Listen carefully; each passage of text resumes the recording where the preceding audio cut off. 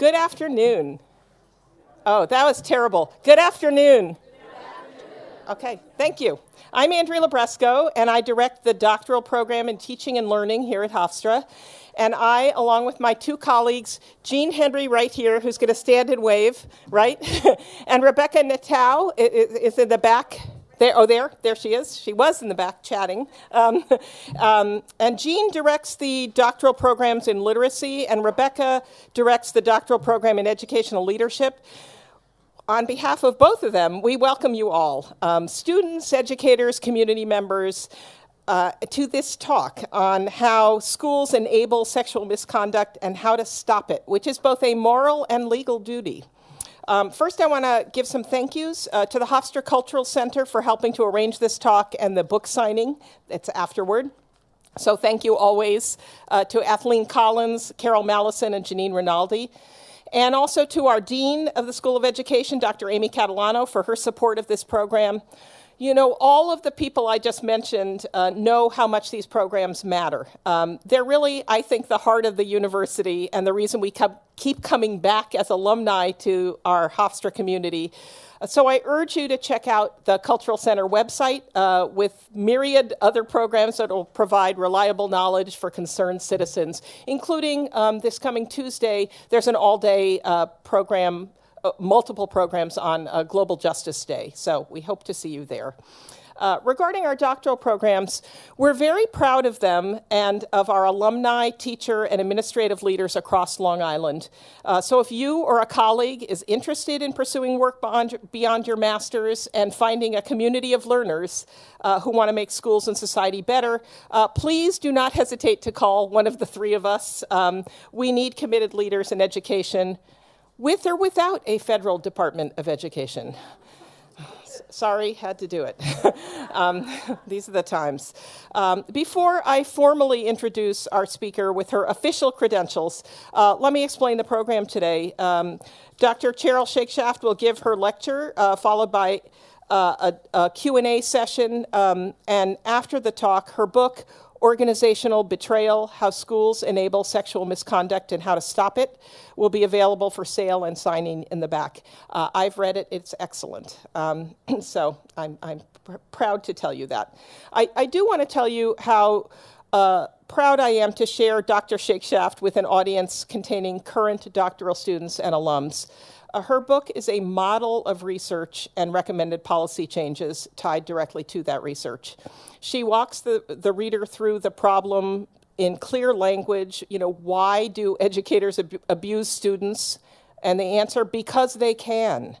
Solutions aren't complicated, they just haven't been implemented.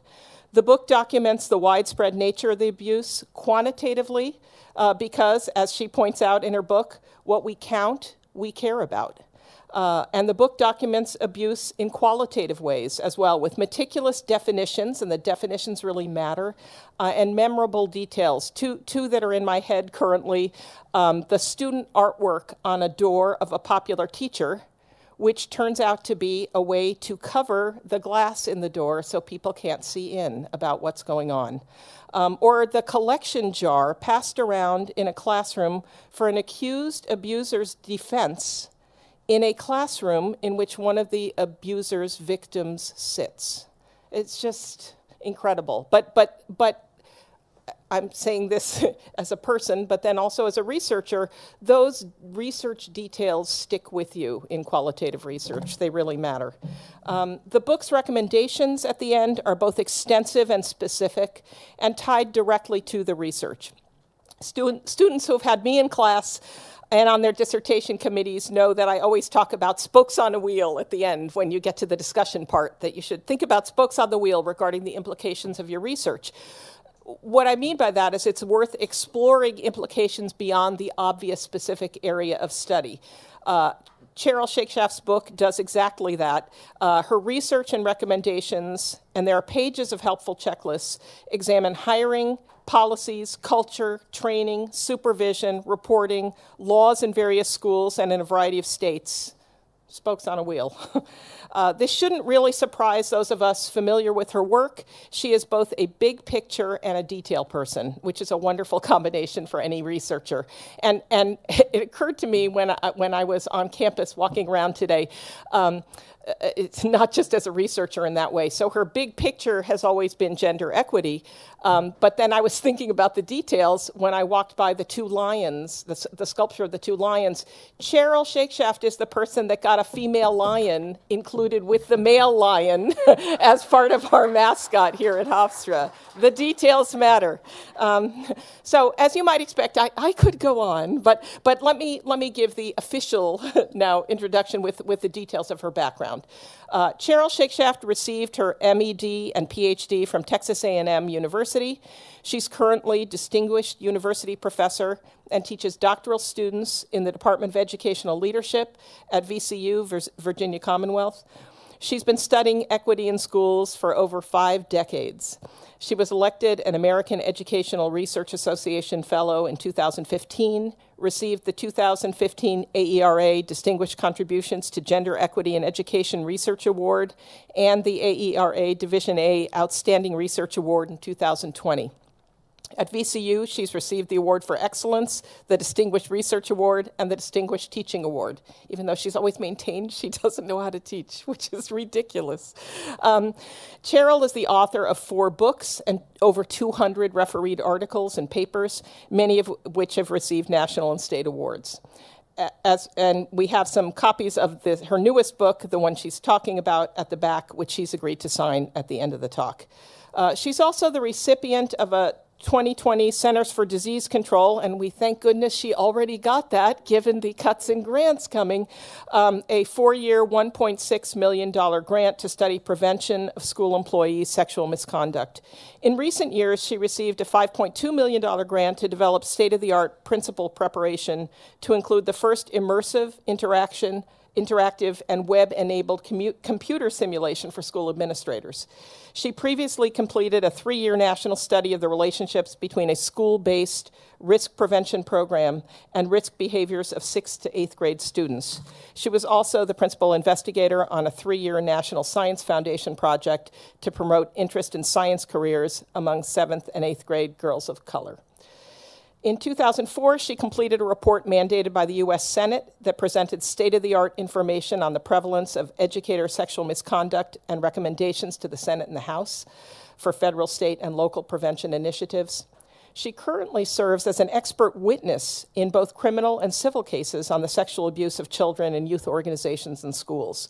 She's written nearly 250 expert assessments of organizational compliance with Title IX and other standards related to preventing the sexual abuse of children by adults employed in youth-serving organizations in 40 states and in D.C. Charol's presented expert testimony in over 80 depositions and 18 trials in state and federal cases concerned with sexual abuse in K-12 independent and public schools, child care facilities, youth organizations, religious organizations that serve youth, and higher education. Before her employment at VCU, Dr. Shakeshaft was professor and chairperson in the Department of Foundations, Leadership, and Policy Studies here at Hofstra School of Education. We are so lucky to welcome her back, colleague, friend, Dr. Charol Shakeshaft.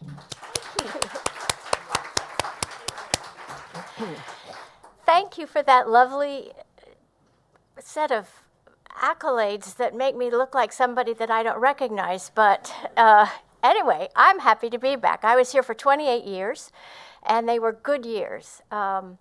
So I'm happy to talk to you about my book. I sort of envisioned this before we got into this room, as we were all going to sit around in a circle and just chat, you know. So I thought of this as a chat, but now it's sort of a talk and then a chat, if that's okay. So while I was here at Hofstra, I had a doctoral student who was also a high school principal. And he came to me and he said, I have a problem. I think, this was in the 1980s, I think one of my teachers is having sex with students, with his female students. What should I do? And I'm like, why did you ask me? And he said, oh, because you're a feminist. Now, I didn't realize being a feminist meant I would know that, but I thought, I got to get my act together. So we figured it out, and he did what he was supposed to do, and the person was arrested and went to prison. But it got me thinking, is this common? Is there a lot of sex with students? And I remembered back to my high school about, rumors and whispers and teachers that, I stayed away from and my friends stayed away from. And so I started to study it. I started to study it as a faculty member here at Hofstra. And we did a number of studies, and I got some funding for it. We did surveys, we did some interviews, we did some things, but really, it was really hard to study because people aren't going to tell you everything, and you can't really get the inside picture, and you don't really know what happened. You can hear from this person and that person, but most people don't want to tell too much, nor do they know the whole picture. So in 2004, I wrote this report, or it was published in 2004 for the Senate and the House, and that got some like press and things. And attorneys started to call me up and say, would you be an expert witness in a case? We're suing a school district because a student was sexually abused there, and we're contending that the district didn't protect the student. And at first I thought, I'm not an expert really, and I can't really do this. I know I'm not supposed to admit this as a woman. I'm supposed to say I know that, but that's how I felt, and that's how I still feel at 76, so there you go. You just fake it. And so I said, well, what would I do? And they say, well, we give you all the documents, all the depositions, all the inside information. And I said, I will do it as long as I can use this information in my research. And they said, sure. What do they care? And so I'm now up to like 300 cases where I have looked at the inside story of what happens. And that's really where my book comes from. It comes from being able to read what the abuser said, to read what the principal said, to read the person who had the classroom across from where the child was abused daily behind a closed door, who said, I always thought there was something weird going on, but I didn't want to say anything. So I got to read the depositions. I got to look at exactly what policies they had in place, exactly what training they had in place. I got to look at materials that were sent, pictures that were sent, things that were used. I got to really get what we don't always get in a qualitative study, because I consider these qualitative case studies because I'm reading documents where someone else did the interviews. It's true, but I'm reading the interviews, I'm reading the documents, and I'm coding them. And so I use those documents in those cases to try to put together what really happens. And as I'll say a little bit later, what I thought happens and how I thought the abuse happens isn't what I found. I found something slightly different. But let me just talk a little bit about what it is I'm talking about. So I'm talking about sexual misconduct from an adult who works in a school or who is a volunteer in a school to a child who goes to that school, K through 12, pre-K through 12. I'm talking about visual, verbal, and physical sexual touching, sexual language, pictures, photographs. I'll tell you that some of the kinds of things.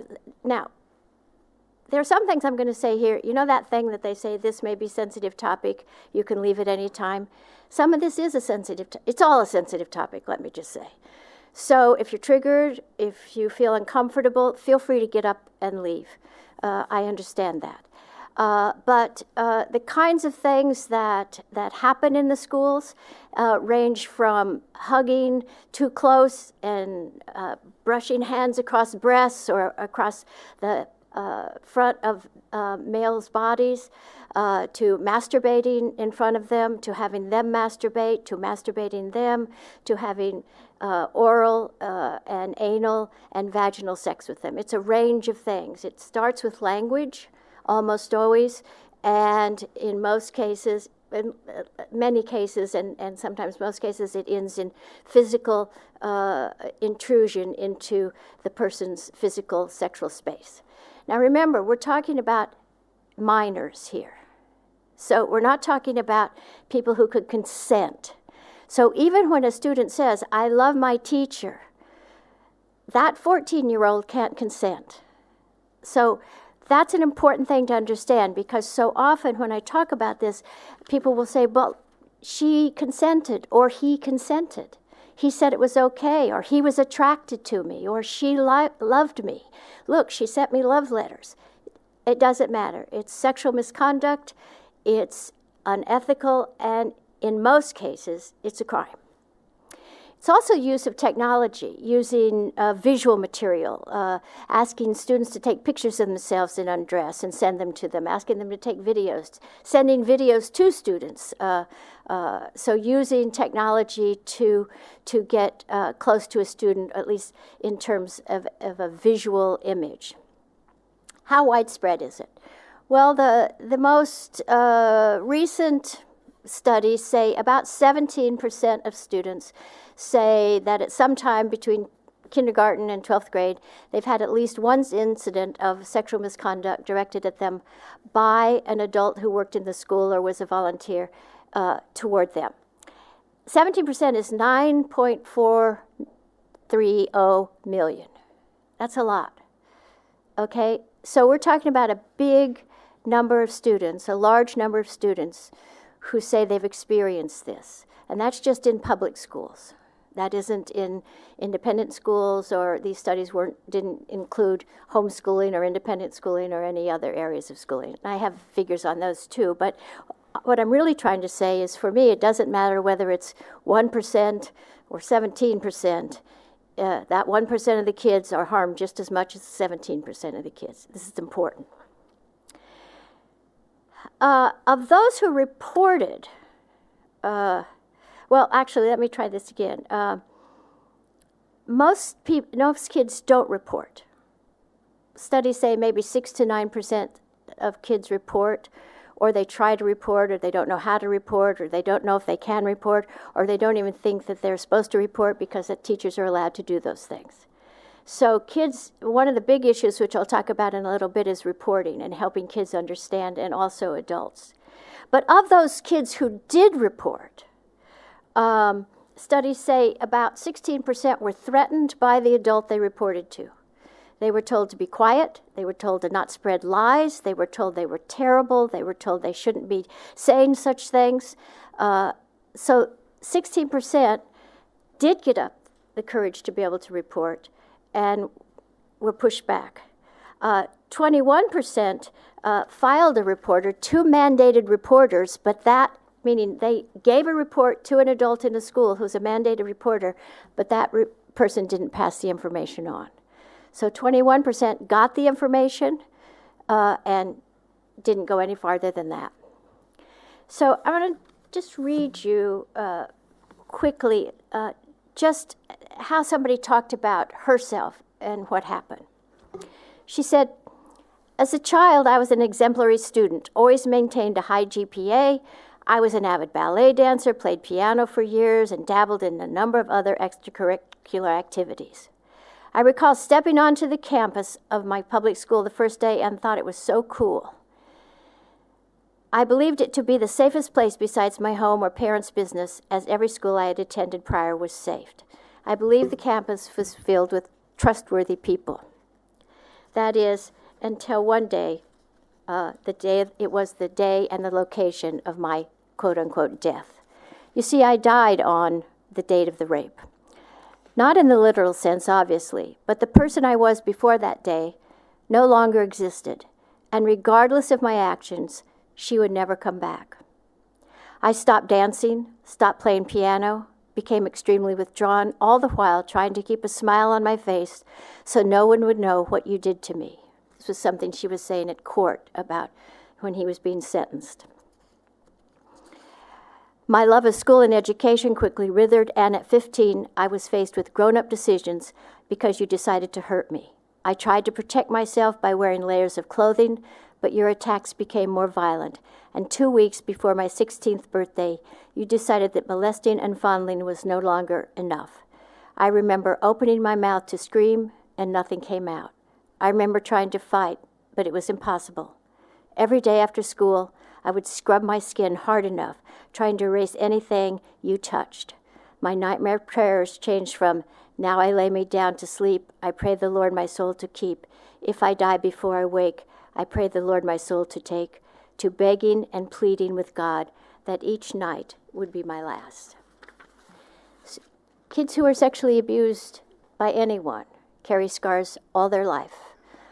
If you are like me and others I know, I'm 76, those scars are still with us. We learn how to deal with them. We learn how to cope, some of us, and some of us don't. But what we're talking about is something that I call, soul snatching. We're talking about what it does to a kid. They have chronic pain, severe depression. They often harm themselves. A significant number of kids who are sexually abused by teachers and others commit suicide. So there's the harm. There's the harm to the child. There's also harm to the abuser.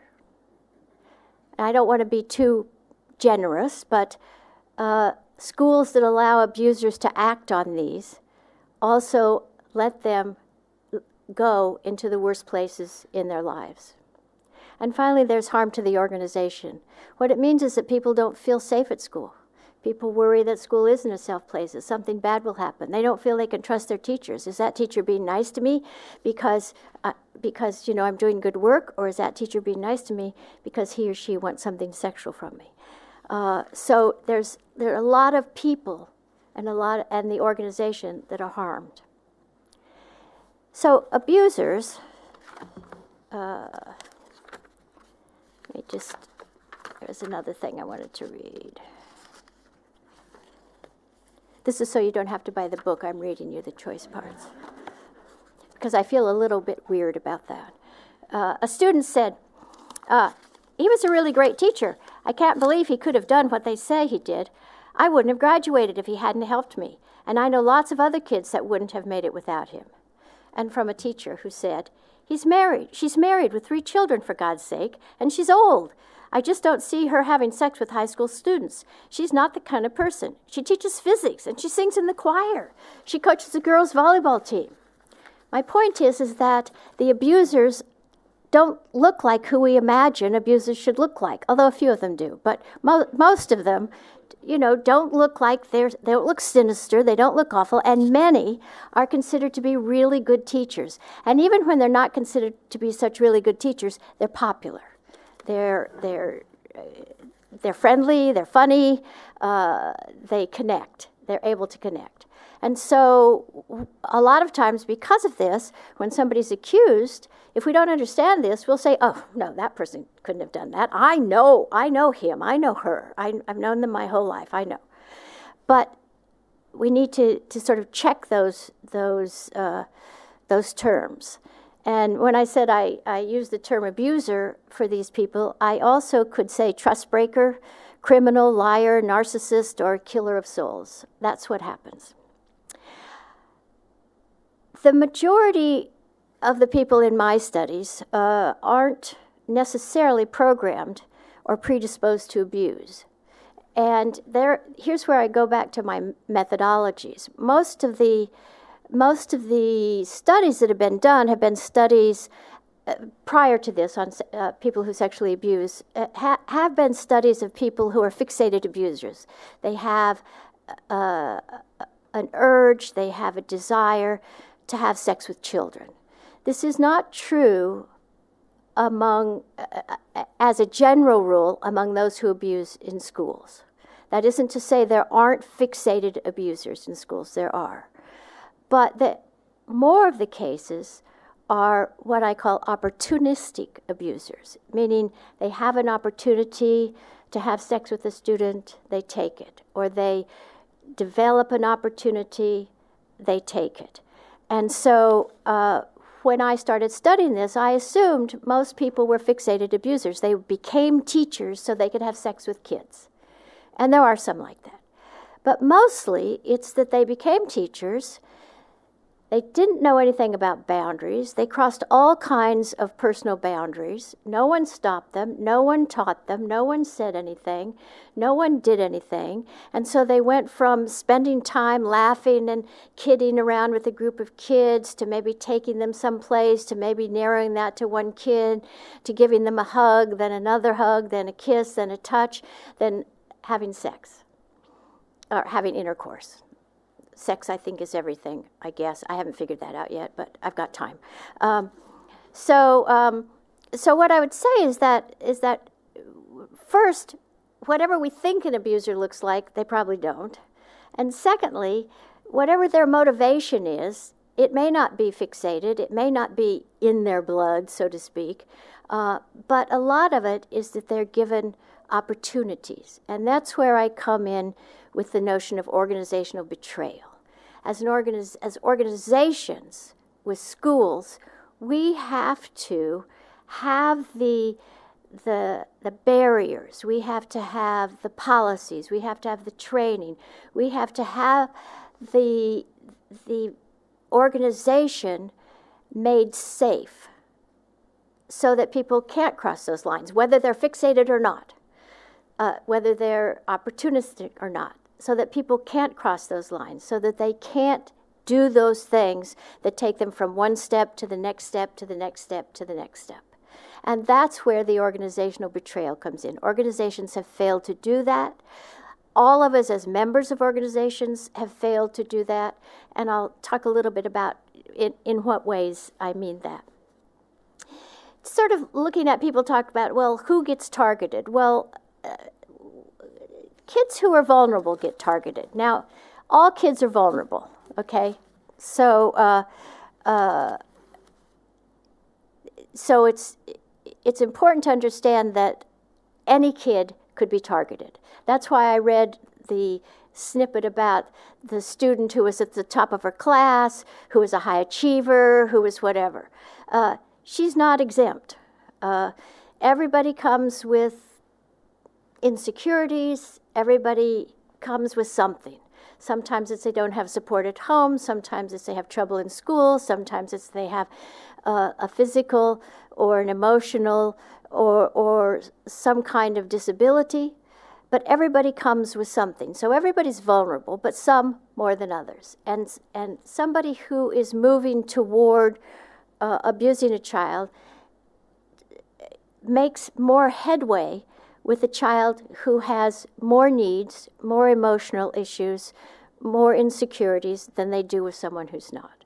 And so if they're trying to target someone, or even if they're not trying to target someone and they treat all students the same way by crossing boundaries with all students, they'll get farther in boundary crossing with students who are more vulnerable than with students who aren't. So I use the term vulnerable student, and in the book I have a lot of descriptions of what that means. I'm also asked, who does the abusing? Well, men and women, both. Okay, but females are 75% of the workers and 9% of the abusers. So in schools, that's a. Men are 25% of the workers and 60% of the abusers, and then in some it's both. And so there's this little thing in there that's if you add it up, it doesn't all count. But 60% of the abusers are men; they're 25% of the workers. So there is an imbalance there in who does what.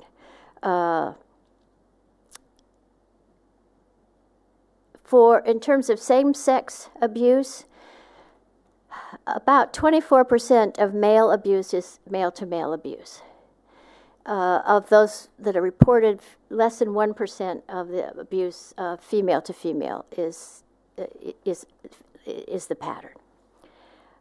But our studies tell us that women are treated more harshly when they're accused than when men are accused.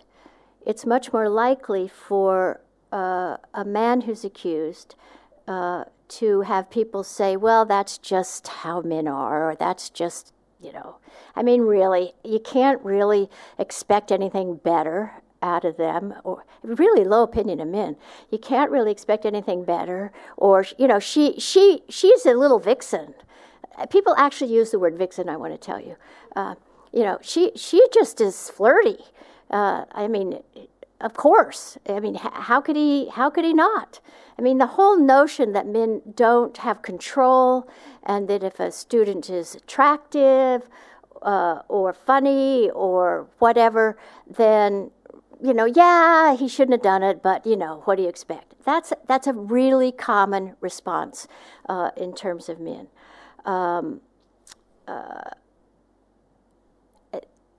Most of the people who were studied who were abused, 71% in fact say they were abused as children. And while it's true that one of the vulnerabilities of dysfunction might be being abused as a child, and maybe that means you might abuse someone.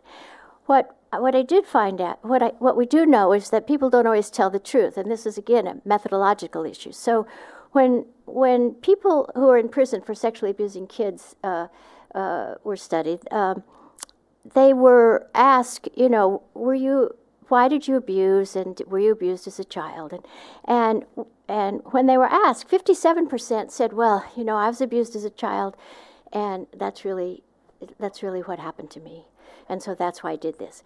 But when they put them on a polygraph, that number decreased to 29%. So decreased by half the number of people who admitted that they were abused as a child. So again, we don't know what that really means. We know there may be some connection, but what we also know of the many people, mostly females, who've been sexually abused, they're not out there abusing. So, I think that's important, because that's one of the things that people will say as a kind of excuse is, yeah, that person was sexually abused, and of course they did that, and so it's not so bad. Well, tell that to the child who's abused. So that's one of the issues. And methodologically, it's hard to get at what's true exactly with someone who's been convicted, and what's not true, what it all means, and what the path is, why they do it. And so again, I'm in organizational leadership. We study schools, we study what happens. And so I'm interested in what the school does or doesn't do, what the organization could do, not in the individual. So again, my work has been mostly about what the school does to keep those people who, for whatever reasons, might abuse from abusing. So the predator MO is kind of outstanding teacher, like I said, mentor, they mentor kids. They become a substitute parent or family member. So they say, this kid's got a really crummy family. I'm going to help them.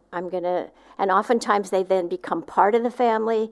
They go to family dinners. They're invited on family excursions. They insert themselves into the family. Sometimes they present themselves as ethical leaders. I'm the teacher. I know what's best. I know what's good for you. You often find the school photographer is a sexual abuser. They take the photographer job because it gives them access. I remember I was telling my childhood friend actually a year ago, I think, I said, oh yeah, one of them is a photographer. And she says, oh yeah, didn't you know?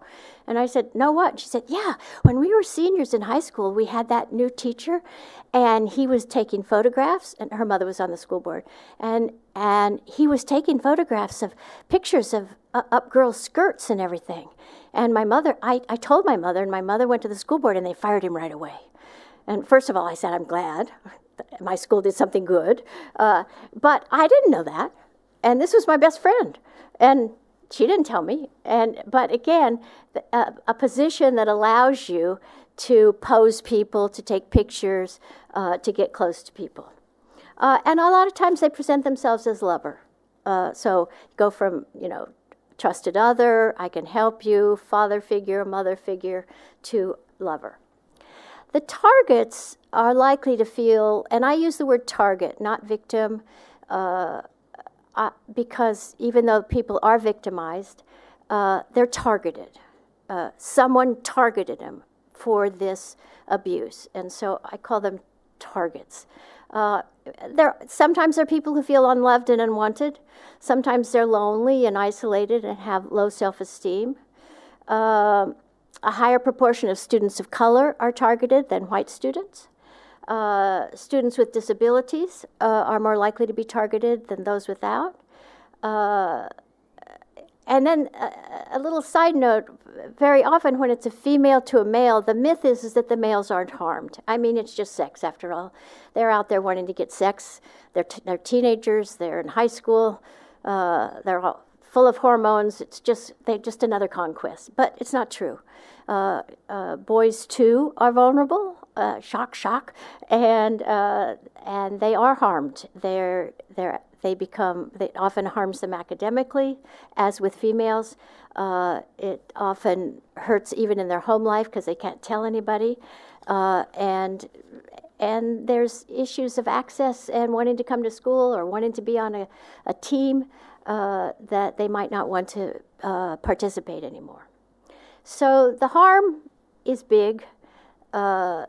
Abusers and targets. Patterns. What are the patterns? Well, it's a process. It's not an event. Okay? So it's a process of sort of, and we use the term grooming. It's a process of gaining the trust of the child to move forward to do something sexual, or normalizing what you're doing as a usual, unexpected, and normal behavior. So it's a process to try to get students to either trust or to believe that that's how all teachers, or that's allowed. So many students, when in their interviews, will say, well, it was awful, but I thought it must be allowed because other teachers saw me. Other teachers saw that the door was shut. Other teachers saw us in the car together. Other teachers saw this, and nobody ever said anything to me or to anybody else, and nobody reported it. And so I just assumed that was a normal part of what might happen to somebody at school. And so kids internalize either that it's normal, or they internalize that I'm special and different, and this teacher finds me special and different and has picked me, and I'm special. So I mean, that's what the grooming process does. I think I have something here I wanted to say.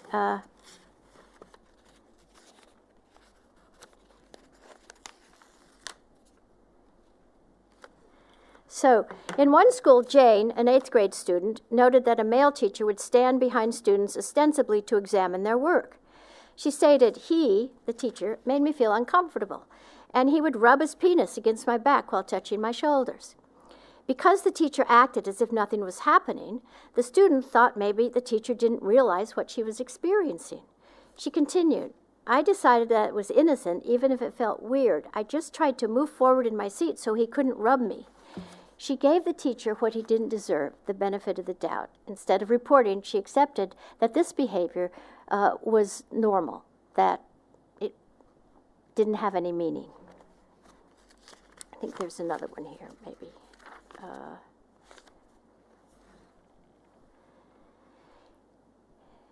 In one school, a teacher, Mr. Park, offered to tutor a student, Marcy. This gave him access to her without other students present and behind closed doors. Mr. Park began pressuring Marcy to meet him outside of school. Marcy said if I found a way to make it happen, he would find a place. Mr. Park picked up Marcy at the 99-cent store, and they went to his house, where he sexually assaulted her. He had begun by tutoring Marcy, which decreased her time with friends and family. Park, the teacher, told Marcy her parents didn't understand me and aren't good parents. He discouraged her friendships, commenting, you are more mature than them. They are a waste of your time. This eventually allowed Mr. Park to isolate her in his home. isolation almost always leads to sexual abuse since it's generally invisible to others. And that's one of the other ways that happens, is that the teacher isolates the student from friends, from family, turns the family in the student's mind against them. Your parents aren't looking out for you. Your parents don't care about you. Nobody can do for you what I can do for you.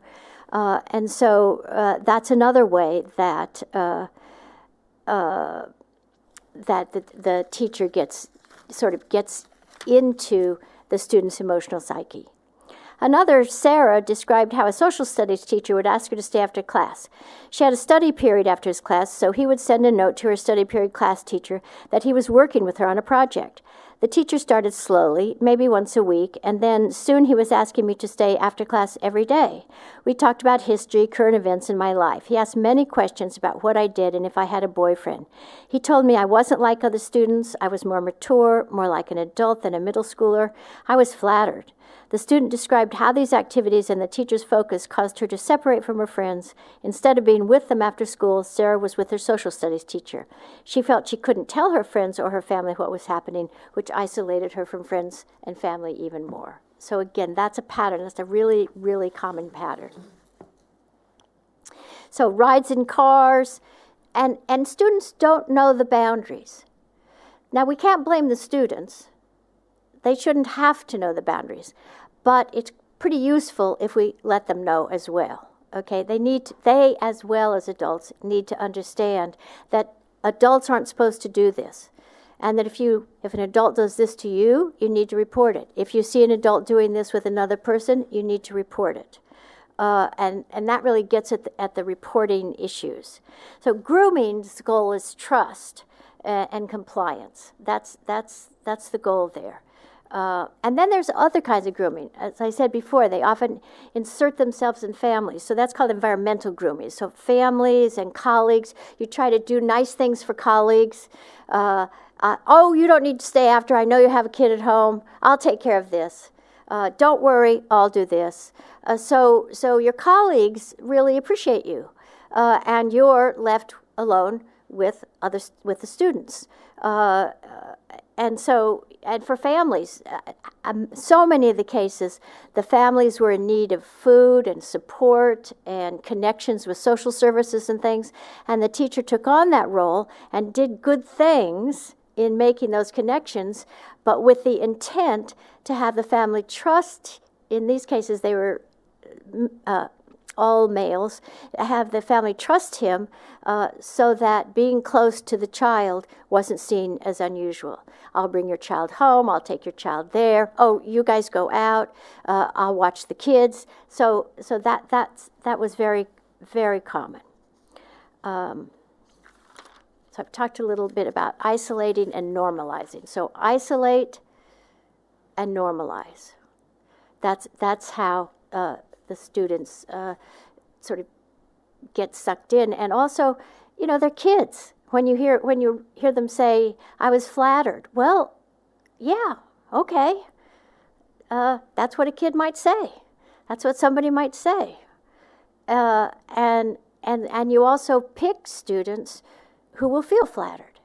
Now, you could flatter a student by praising their work and giving them opportunities academically and there's plenty of ways to support students, but students are needy. Well, at least I was when I was a student. Students are needy, and I think that we need to remember that. So after looking at all the ways that, well, I wouldn't say all the ways, but with now I'm at 300 cases, with like 300 case studies that had all these pieces in it. I feel like I have a good grasp of what happens. And so I started to think, okay, how do we stop this? Well, again, so much of it isn't very hard at all. First of all, we have policies, we have rules that you can't do this, you can't do that. If you interact with students, this is the way to do it, that's the way to do it. But in most of these cases, there were no school policies at all. And if there were, there might be a school policy that said, we don't allow sexual harassment. That was the end of it. Very seldom was there something specifically about adult to student. and the appropriate behaviors, and not being alone with a student in a classroom, and not being alone with a closed door. And so there's a long list of things that are part of the boundaries that professionals follow in helping and supporting kids in a safe way. Very seldom was any of that in policies at all. And so no place were there any rules for anybody to look up something to see if this was a normal thing. Secondly, we don't do hiring very well. In these studies I looked at, when they hired somebody, did they call someone at the previous place of employment and ask questions? And that happened only in 19% of the cases. In most of the cases, they either didn't call up anyone, they just looked at a paper checkoff list, or they didn't call a person who would have been a supervisor or who would have known why the person left that employment. In education, the majority of people who enter as a teacher into a school district in this country retire from the same school district. There's not a lot of moving around among school districts in this country. Sure, some of us have, but for the most part, you're in the same district. So if somebody's leaving a job, the question is always, why are they leaving that job? Now, doesn't mean that they've been sexually abusing a kid and been asked to leave, but it's a question, no matter what, that you want to know the answer to. In only 19% of the hirings in these cases I studied, did anybody even get close to asking that question? So in hiring, there's a number of things that need to be done that aren't done. And one of the things I tried to do in this book to make it helpful is to list those things. Like checklists. I have checklists in there, lots of checklists. Did you do this? Did you do this? Did you do this? Because I'm, compulsive. But also because I find that when I say, act appropriately, well, what does that mean? Hire correctly. What does that mean? So I tried to lay out the specific actions that should be taken that would help us know that we had at least done the safe process to ask. Because in most of these cases, when they moved from another school district, they moved because they had sexually abused a student there. And what happened was that school district did something that we call passing the trash to the other school district. Rather than bring them up on charges, rather than try to get their teaching certificate removed, rather than bring them into a hearing, they would say, that's too much trouble. We might not win, whatever. Let's just ask them to resign. That's the other thing. You ask them to resign and let them go to someplace else. So that is a very common practice, and all it does is move the person from one place where they sexually abuse kids to another place where they sexually abuse kids. And again, that's an organizational failure. The organization has failed to do due diligence on those people they're hiring. Training. Hardly anybody in these studies did any training about proper boundaries for students, about sexual misconduct at all. And talking about sexual misconduct then leads to you really having to have training on appropriate boundaries. Specifically, what can you do? What can't you do? How can you be a caring person and without hugging somebody? How can you do these things? And so they didn't have any training. They didn't have training about boundaries, and they didn't have training about appropriate ways to interact with kids. Moreover, they didn't have training about the responsibilities of the bystander. Because in every single case that I studied, there were adults in that school who in their interviews said, well, I thought something was weird.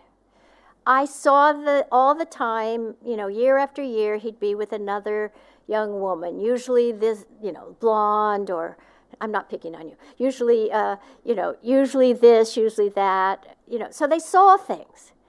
And sometimes they even had names for the teachers. Their little friend group would call them names, So they were aware that something was weird about this person, but they didn't do anything. They didn't do anything. And so training is about what are the red flags. If you see these things, you report them.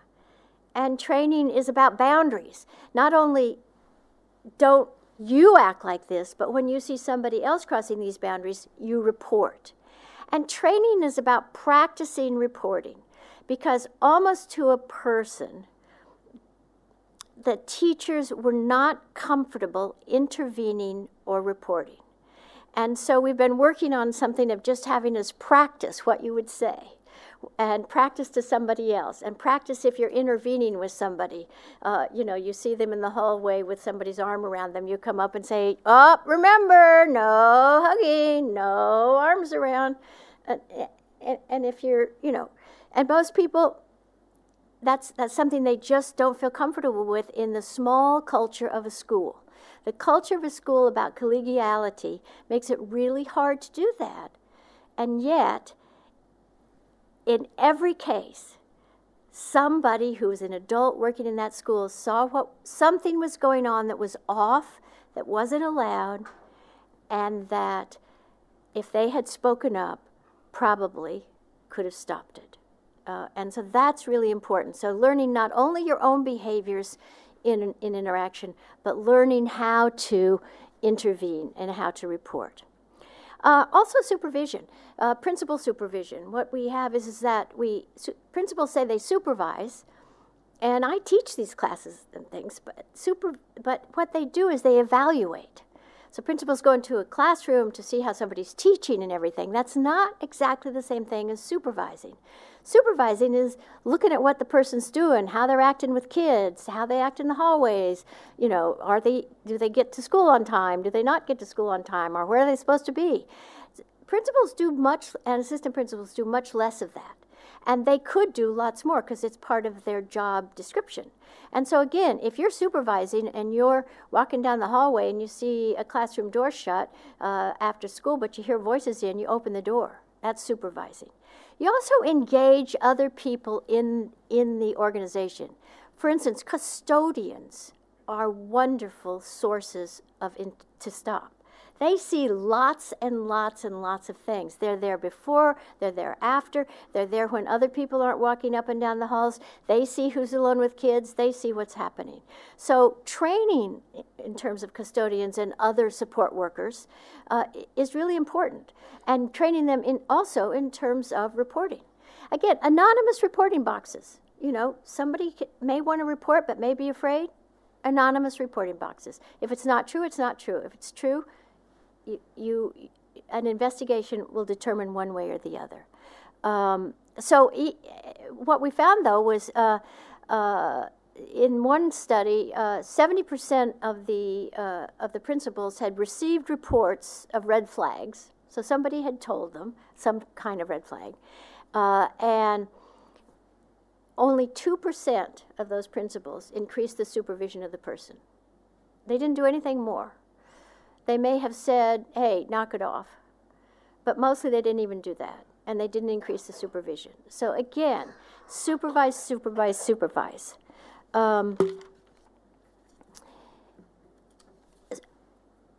Students who have been sexually abused, before I talked about somebody who reported some sexual abuse, if they reported, but of students who have been sexually abused, 32% report being retaliated against by students and staff members.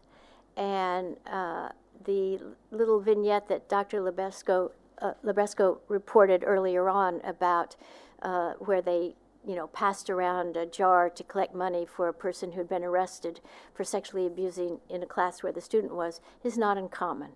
But more than that, they're often stopped and they're berated by teachers and told that they're ruining the life, and things like, "He has children, he's married, how could you do this? How could you do this?" This is 32%. A third of students who this has happened to are then berated and retaliated against. So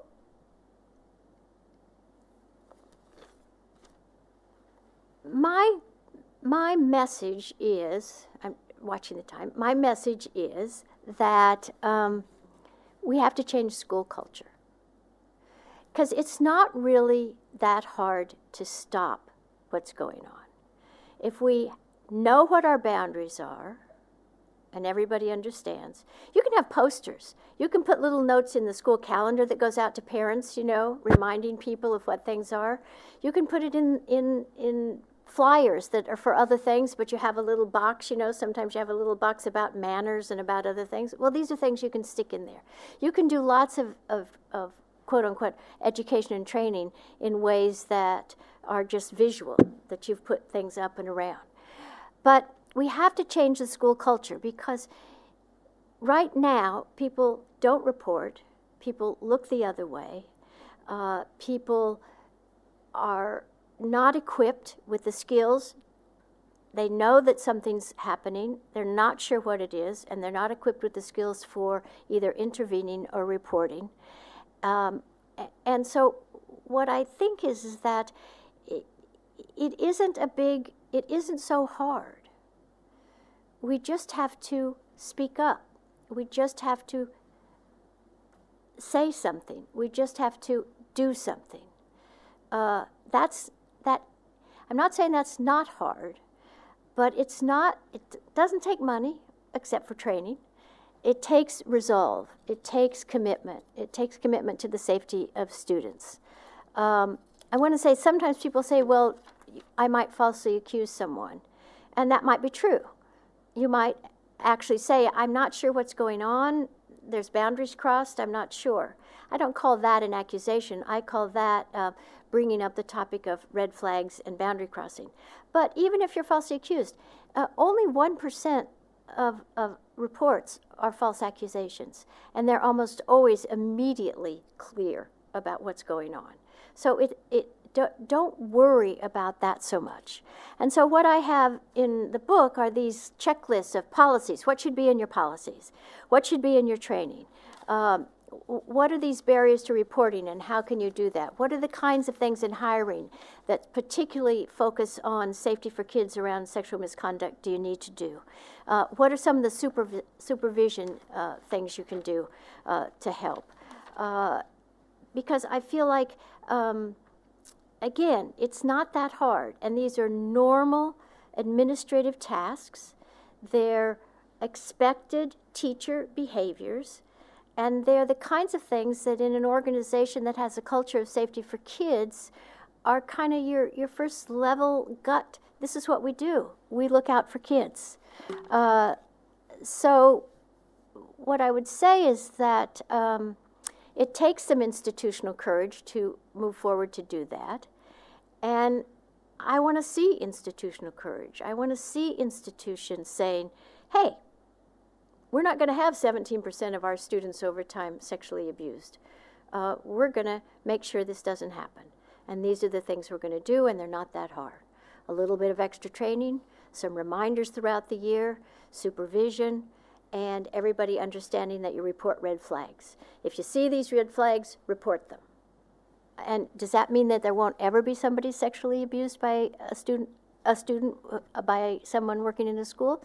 No, it doesn't mean it, but I feel quite sure that it means that it'll be rare. That if we did these things, it would be hard for a person to sexually abuse a student in a school, because we would all be watching and we would be speaking up before it got to that place.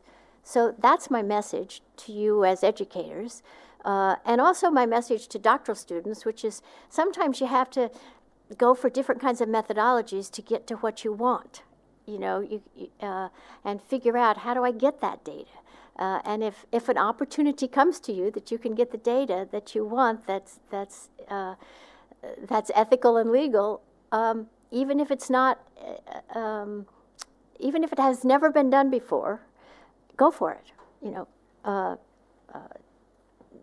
Use whatever means you can to get the data that follow ethical and legal rules.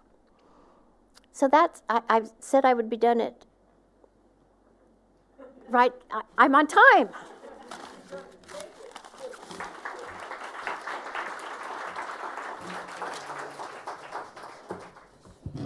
So this is a tough topic, obviously, but this is a good moment for questions. We have a mic there, and the reason we'd like you to use the mic, besides letting everybody hear you, is there is a recording of this, so that way people can hear what the questions were too, because otherwise you can't hear them. So questions can certainly be about research methods. They can be about how it feels to do something like this, to spend your life on this particular topic, because that certainly occurred to me as I was listening, that this is a hard topic to spend this much time on, and makes me appreciate that it was done so. I'll just make 2 comments myself, but then I urge people to go to the mics. So 2 comments I'll make, and I imagine this also occurred to people while they were listening, is you can think back to what you might have seen in schools at various times when you were a kid or when you're a teacher. And I can say, as a second-year teacher in a high school here on Long Island, I had a sociology student in my class who was a senior, a young woman who was certainly being pursued by a young teacher in the school. And I did speak up about it to somebody, but it turned out to be the wrong person to speak up about. This person, who was a guidance counselor, had a list of people in her office who were going to the prom with each other, and in a jokey way, somebody had listed this young woman and the teacher. And that was in the guidance counselor's office, the person who was the counselor in the school. I ultimately spoke to somebody else. I mean, I did speak to the guidance counselor first. I thought that was the right person, and then realized it was not. And he was not asked back. But things happened prior to he was not asked back.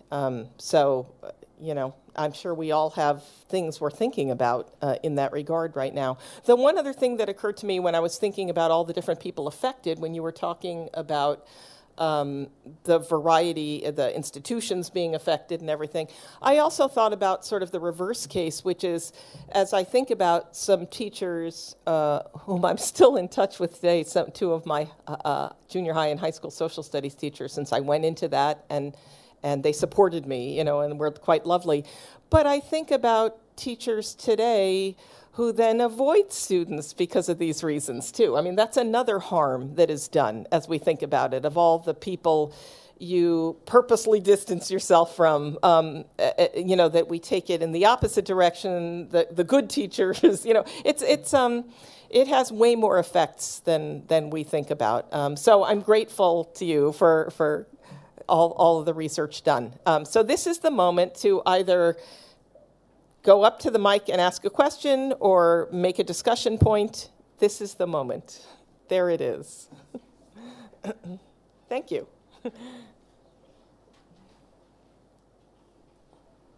Hi, so my question is, can we address part of this as sort of social emotional learning from like a bottom-up approach? I mean, in terms of changing the school culture, if you start from the bottom and you teach social emotional learning, don't you have a wider chance of reaching the students as well as the adults? Yes, and I didn't think about that, and that's brilliant. Absolutely. I mean, that's also a place to incorporate some of these, especially boundaries and expectations and normalization. Wow, yes. Okay. I was just curious for your perspective on that. Thanks. Thank you. Wait, I have to redo my book.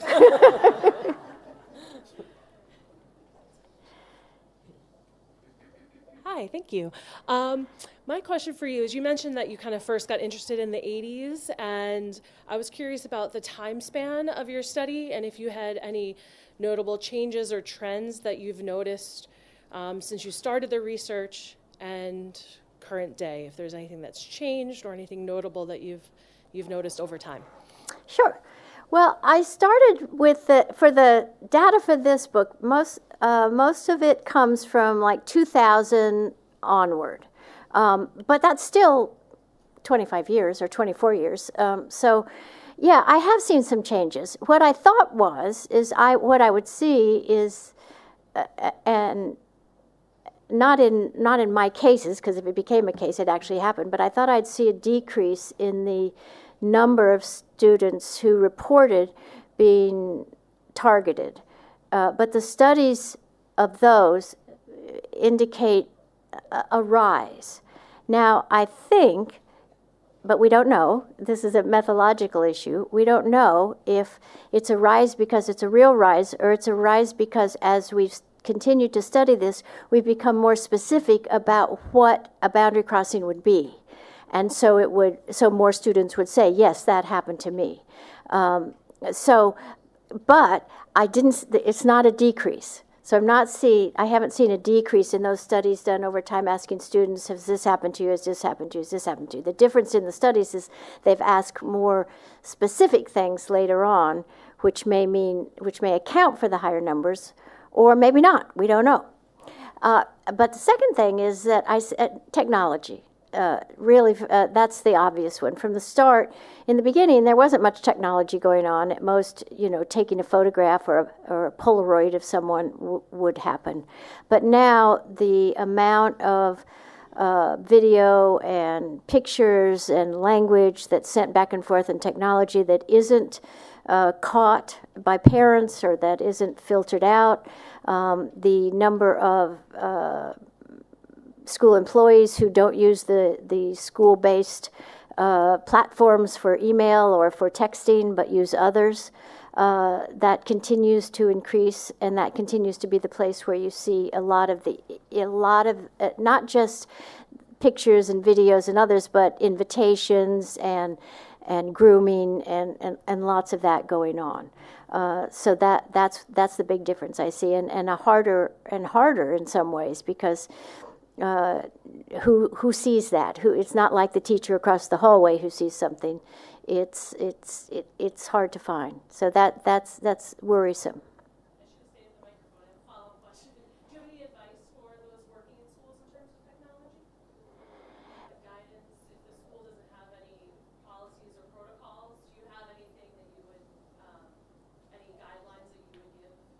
If they don't have policies and protocols, what I would do is I would let them know that they are very vulnerable. And so the lawsuits that come from this, and you've seen some of these cases here on Long Island, but the lawsuits that come from this, where the parents and the students sue the school for not protecting them, end up with huge awards. 8 million, 10 million, 15 million, 35 million. They end up, in some cases, really bankrupting the schools. Schools have insurance policies that cover this, but insurance companies are pulling back. They're writing in things that would make it would require the school to have to pay, not the insurance company, if these things happen.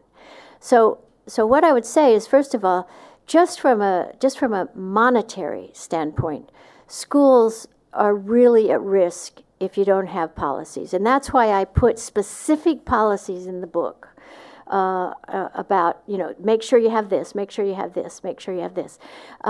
So because when I go as an expert witness and there's a case against a school, and I get on the stand and I say, well, the school had no policies, the school did no training, there were 4 adults in the school who were told that this was happening, but they did nothing, and I have and the defense and the plaintiffs have this information. This is all in the court records. The school doesn't have a good argument back. And that's what, we want to put me out of business. Meaning I want the schools to have the policies, to have the training, to do the boundaries, so that if something does happen, you're able to get up there. I get up there and I say, you know what? I'm really sorry this happened, but the school had the policies, the school did the training, they did supervision, they did what they were supposed to do, and while it's not common that it wouldn't have stopped everything. In this case, it still happened. That's what we want. If that happens, then that's what we want to hear, because we want to know the school has done everything they're supposed to do. And by supposed to do, I mean under Title IX. They're supposed to do that. Under New York State laws, they're supposed to do that. So there's lots of places that say to schools, you need to do this. But we don't have that kind of enforcement that makes sure that we do them. So what I would say to school boards and school districts is go through those lists. See if we have everything. Make sure we're covered. Make sure we're safe. Make sure that the faculty understands we have a commitment to stopping this boundary crossing and these behaviors. Work together to have a culture that's really safe. And that those people who are fixated abusers, who go into education to abuse, they'll leave your school district. Those people who aren't fixated abusers, who are opportunistic abusers, or I just call it, I don't know. I think I can say this since Trump uses this word. They're just dumb. Actually, I want to take that back just because Trump used that word. Forget it. Okay. All I want to say is that they'll be stopped. All right? They'll be stopped. They won't be crossing those boundaries because you will have done the things that you should have done to make sure they don't. And so I think we really, again, I say it's not rocket science. This is not rocket science. This is not a hard problem to solve. It just takes the will to do it. And the practice. I want to go back. It's not easy for most of us to intervene. It's not easy for most of us to speak up. It's not easy for most of us to be that awkward one who says, we can't be talking like this. We can't be doing this. We can't, it's not easy. But if we do it and we have enough of us who are doing it, it changes the culture.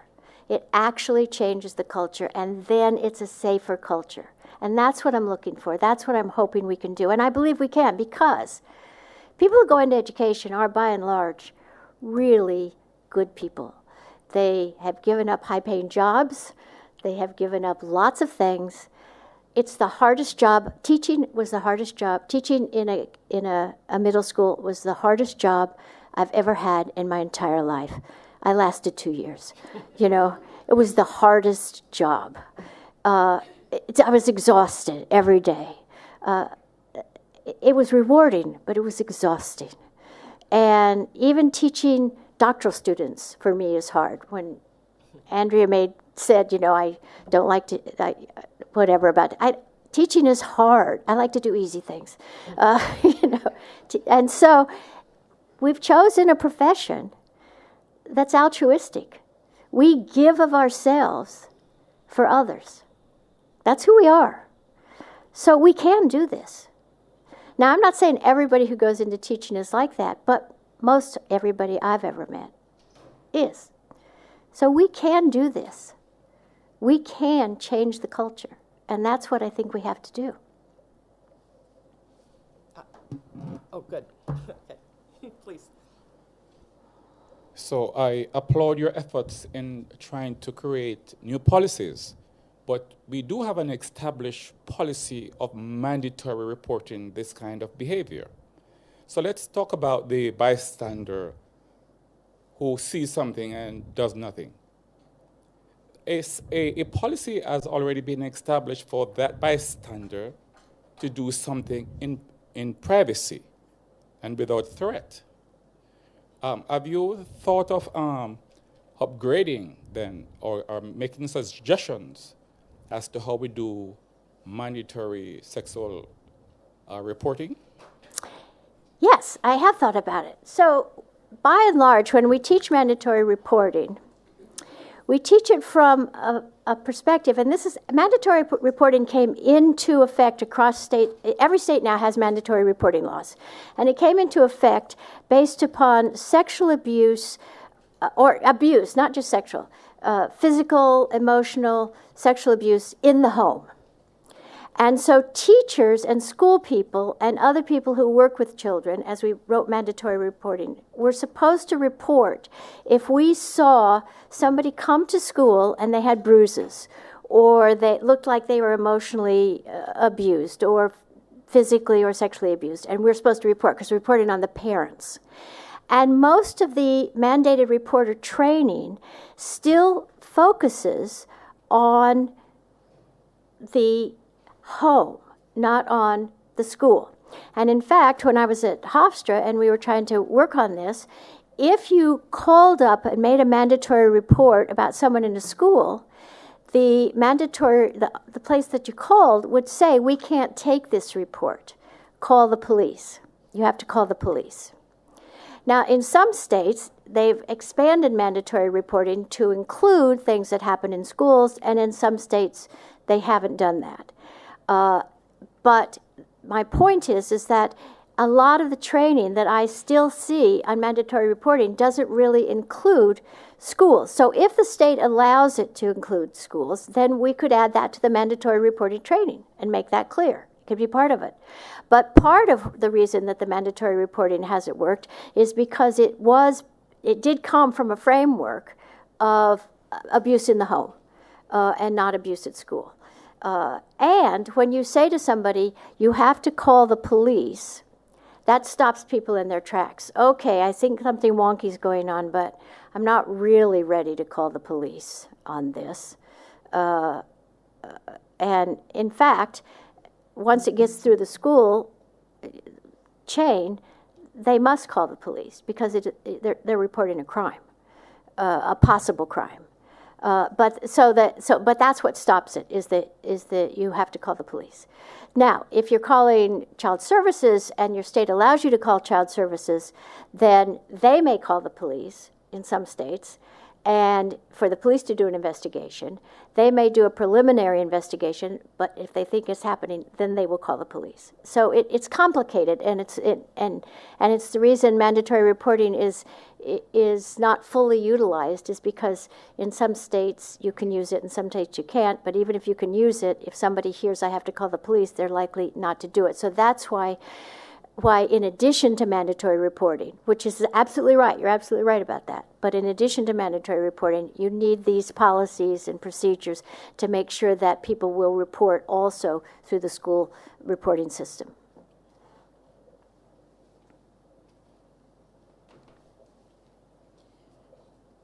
In your research, did you ever come across a teacher who was abused? For instance, a teenage girl having a big crush on a teacher and her flirting being rebuffed by the teacher. And in anger, the teenage girl goes to her parents and says, well, he physically abused me. I didn't come across those, but I wouldn't have in the research I did, because it's focused specifically on adult to student sexual abuse. But some people have studied that, and that's really sort of a false, what you're talking about is a false accusation. And again, there can sometimes be false accusations, but the research on false accusations of school employee sexual misconduct is about 1%.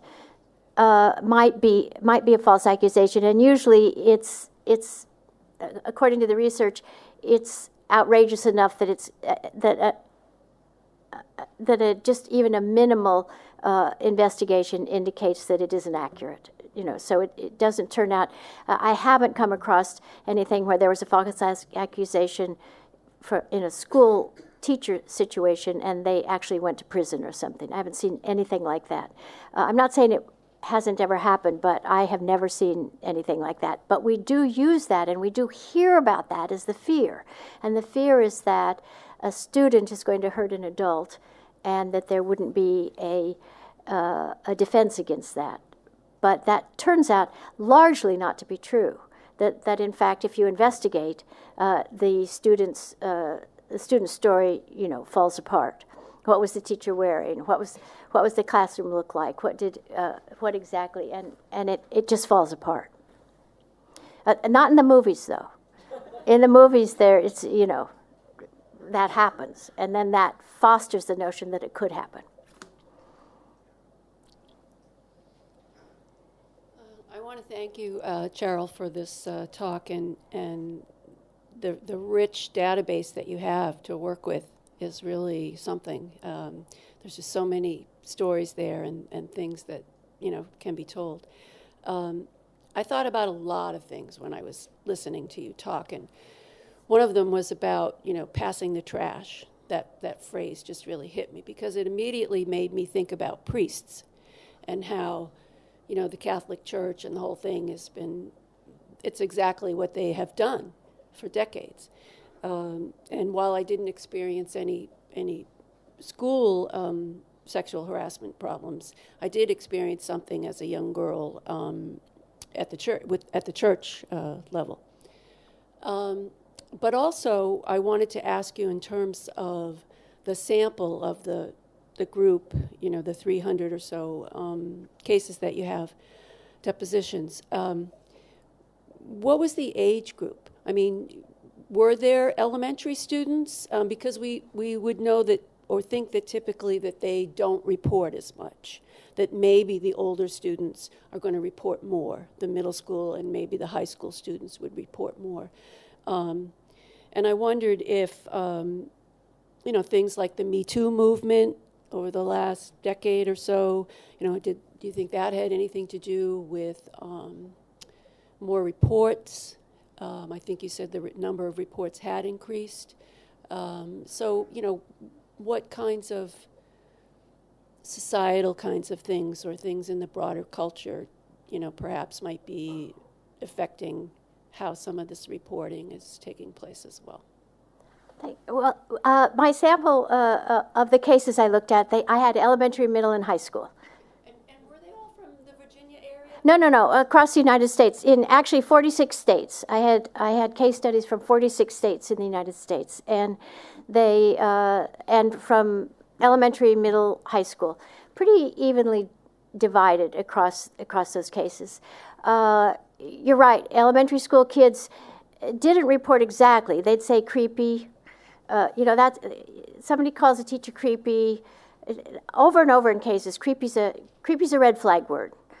It doesn't mean the person necessarily is sexually abusing, but it's definitely a red flag word. There's something there. You want to ask, why do you say that? And so younger kids would use language like that, and so would middle and high school kids, but or just not want to go to school, or wet their pants and have to have new clothes come. And so there were things that you could have noted that were signs, but not direct reports. And they're slightly different for younger kids than for middle and high school kids, and they don't report as much. And so again, in an elementary classroom, there's often just one teacher and a classroom, and there's not really another person there. And oftentimes, if there is another person there, that may be the person who's doing the abuse. Aides in elementary classrooms, aides in classes in special education are often the people who are taking them to the bathroom, taking them out, changing their diapers, doing certain things, and also sexually abusing them. Yeah. Cheryl, what about size of school? Since you had elementary and high school, there's obviously a difference there, but any correlation with size of the organization? I don't know the answer to that. I've thought about that because I thought elementary schools tend to be smaller and people would see more. But the people in the elementary schools didn't seem any more reporting than others. Large high schools, I think, in fairness, large high schools, it's hard to supervise everything that goes on. And people leave right after school, and nobody's noticing who's staying in the classrooms. Nobody's noticing who's coming in from the field and going into the locker rooms with whom. And so a lot of, I think the larger it is, it's true they may have more employees, but I'm not sure they have more supervision. But I don't know the real answer to that, but I thought a lot about that size makes a difference. Things seem to get missed more in a larger place than in a smaller place. Hi. My question goes back to two things you mentioned. One was that there were adults that would blame the student, calling the child vixen or whatever, and then also that many of the students also came from maybe a more struggling background. And I'm just wondering if those two things came together at all, and if there was a bias toward maybe lower income students or students from difficult backgrounds that allowed for that sort of blaming of the child to happen, or did that happen across all socioeconomic levels or backgrounds? Well, that's a really interesting question, and something that just has now just hit me to say, why didn't I look at that? Because as I'm thinking back, I think there may be, and now I want to go back and look again. Thank you. I think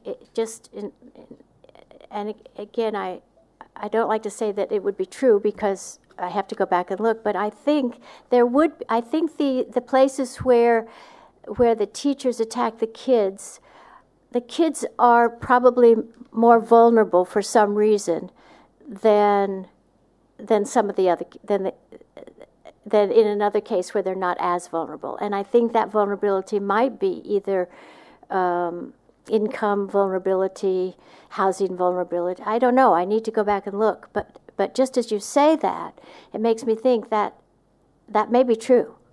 And I just didn't think about that at the time. Thank you.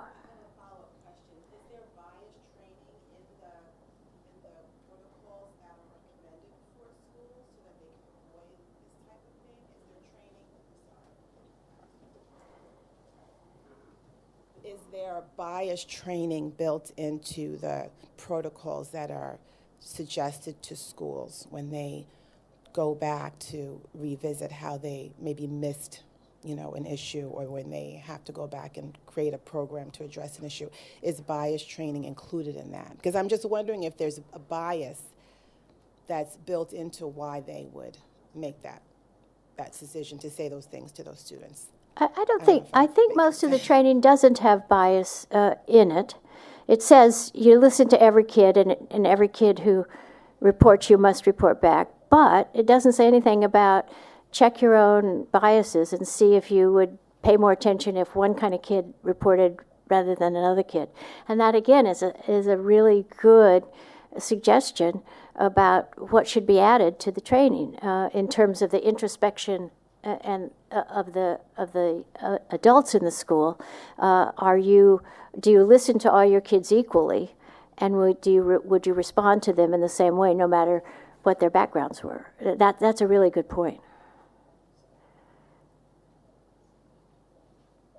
Thank you for your research. I wanted to ask you, in your research, did you come upon a pattern of students knowing, say before, okay. And I'm asking because in my own experience, in my school district where my children go, my children had an idea before it came out in the press.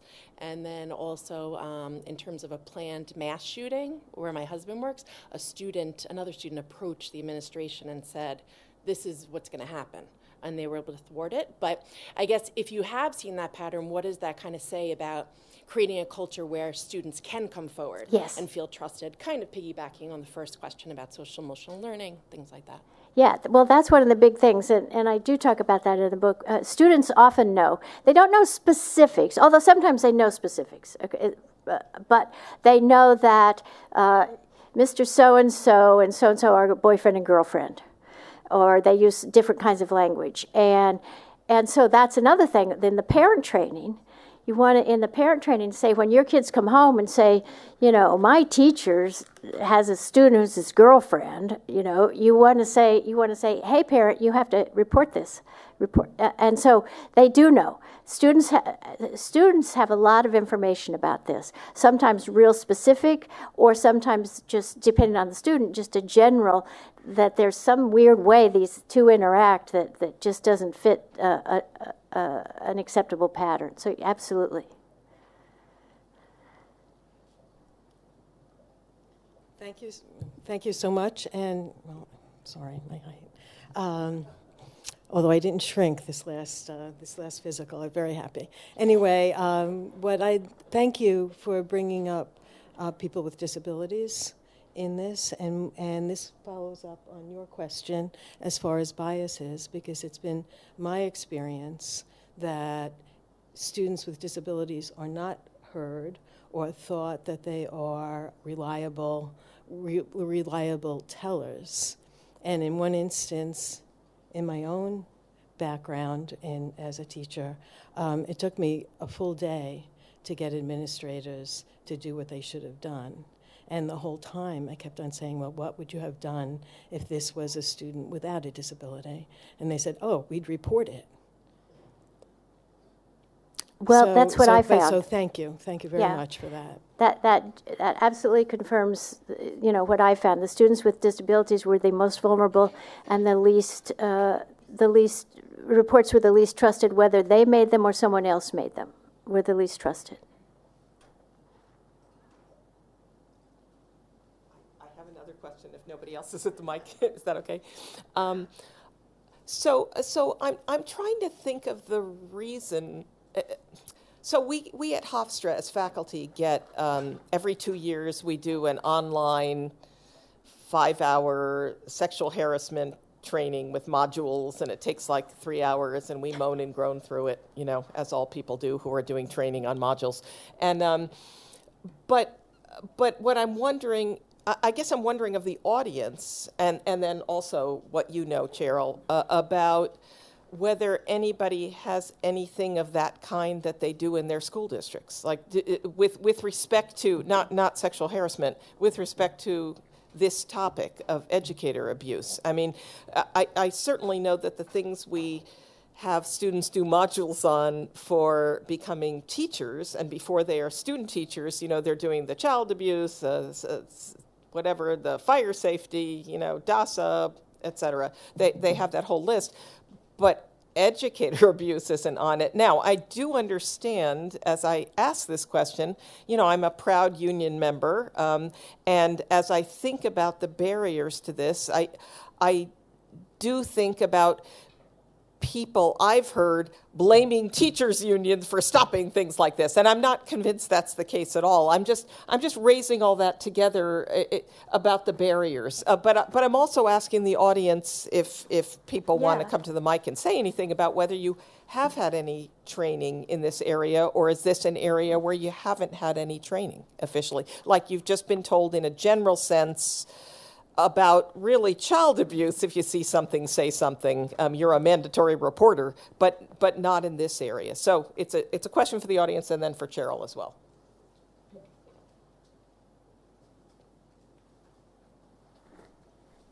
Hi, this question is not necessarily about sexual abuse, but abuse, whether it's, bias of any kind.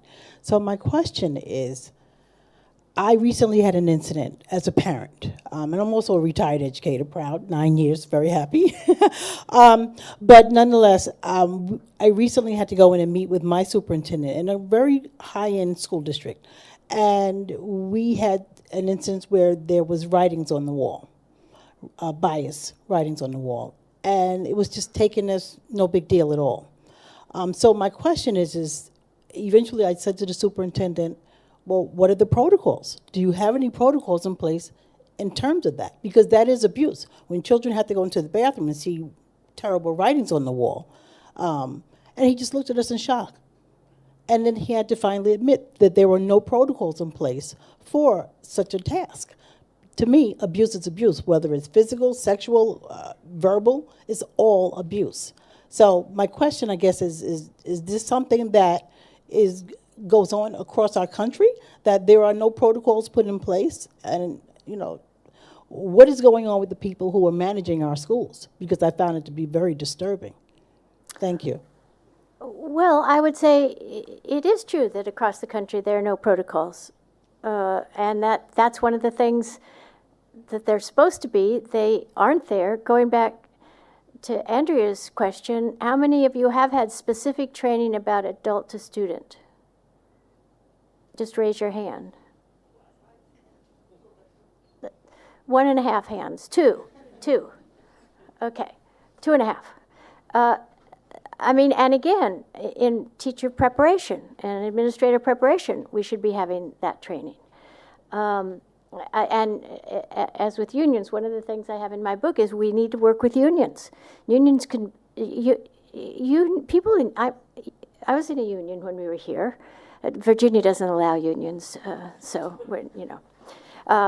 but people who are in unions don't want kids sexually abused, So work. The union could make a big difference. The union could work with the membership. The union could do a lot, and let's use union power to do that, to work toward prevention. And it is true, we have a lot of training. And a lot of people think that if they have Title IX training, they've done the training, but they haven't. Those are two different things. Yes, sexual misconduct is covered under Title IX. It's a form of sexual harassment in schools, but that doesn't mean you've done the training about adult-to-student sexual misconduct and how to stop it and what the boundaries are. So we're a group here that we don't have the training. We don't have the bias issue connected to understanding how we may respond. And it seems to me we could. We're supposed to. The law says we're supposed to. Somebody could, we could point out that these school districts are violating the law. They don't have this training. I'm not saying that'll change. How many of the school districts in which there have been exposés have changed their training? How many of the school districts in which there have been exposés in Newsday have changed their policies, have updated their policies? Those are questions that are important to answer, and they're the kind of things that should prod action. The schools where there's sexual abuse in the school, there are thousands of schools across the country where this is happening. These schools were found out, but every school needs to be looking to make sure that is not happening in their school.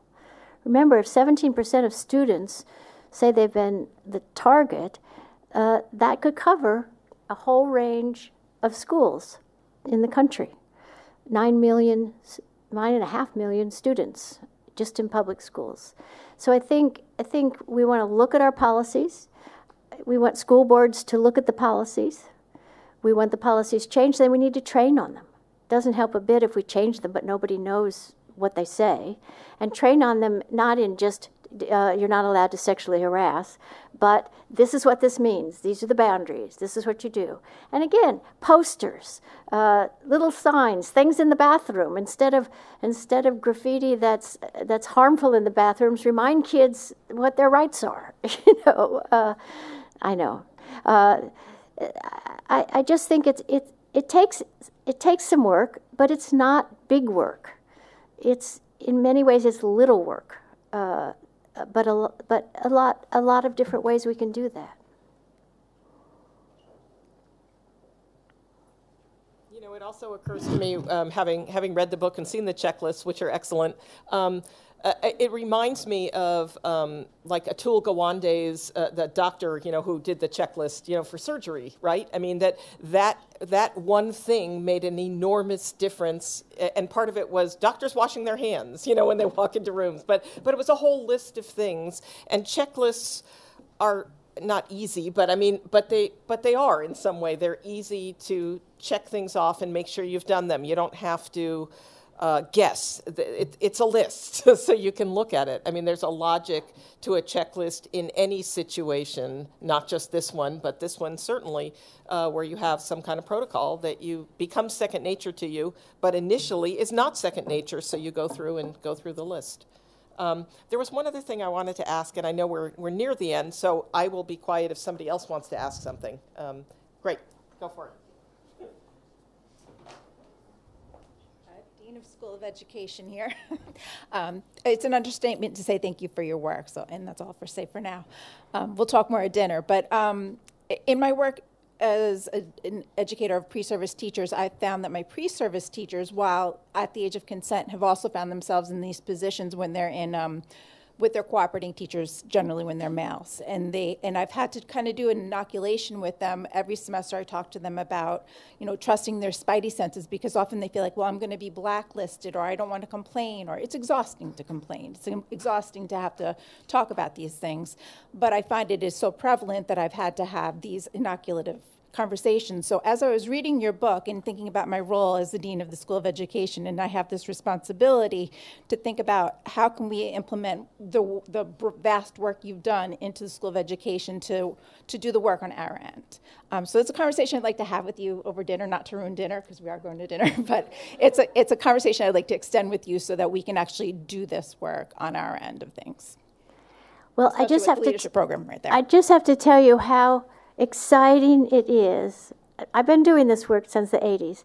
How exciting it is to hear somebody say, let's do this work. You don't know what that means, because that doesn't happen a lot of times.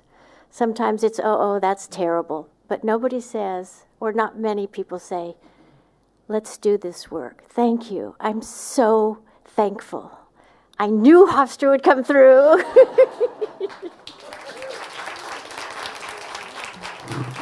Well, we're definitely going to end on that note. That's a good note to end on. I thank you for coming back to Hofstra. I hope you come back sooner next time. It's terrific work and terrifically shared. Say again? Excellent, excellent. That's great. And thank you all for coming. This is why we are here. So we appreciate it. Another round of applause for our speaker. Thank you, thank you.